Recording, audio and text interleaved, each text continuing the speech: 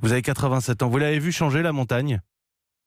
Ah, ne m'en parlez pas. C'est d'une tristesse, oui, c'est malheureux. Et quand j'entends des gens dire, oui, les périodes de glaciation, il y en a eu, mais je leur réponds toujours, mais la nature ne fait pas les choses comme ça brutalement. Elle les fait lentement, sur des périodes très, très, très longues, des centaines d'années. Et bien sûr que le climat a changé. Mais là, avec cette violence et d'une rapidité si grande, que là, j'en suis malheureux. J'ai vécu, entre autres, à Chamonix, au Bara, au pied du Mont Blanc, d'une enfance malheureuse, enfin très, très difficile et très dure.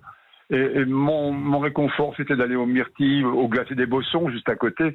Un glacier merveilleux, immense, avec des séras qui tombent presque abruptes. C'est un très beau glacier, y compris la mer des Glaces. À l'époque, j'essayais de rivaliser avec le petit train à vapeur du Mont-en-Vert. Et j'arrivais, et cette mer de glace, c'était un émerveillement de blanc et de bleu dégradé. C'est impressionnant.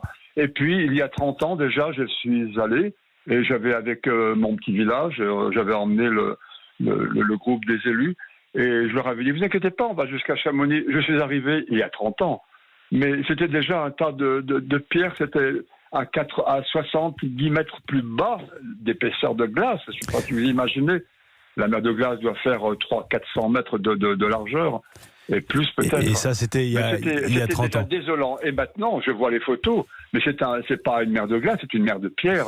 Parce que toutes les pierres c'est pour ça que je voulais absolument vous poser la question, parce qu'on peut parler du folklore, du ski, et c'est très sympa, et c'est votre passion, Raymond Brunier, mais c'est aussi ça, vous êtes le témoin finalement en première ligne de cette montagne qui est la nôtre. Je vous remercie, c'était à la fois positif, et puis il y a ce message d'alerte aussi à la fin, j'y tenais. Raymond Brunier, 87 ans, doyen des moniteurs de ski français, et pour ceux qui seraient à Courchevel, il sera en avril au départ du slalom des vétérans du célèbre challenge des moniteurs de l'ESF. Je le dis, allez soutenir Raymond Brunier. Merci beaucoup de nous avoir accordé quelques minutes ce matin sur Europe 1 en direct. Il est 6h25.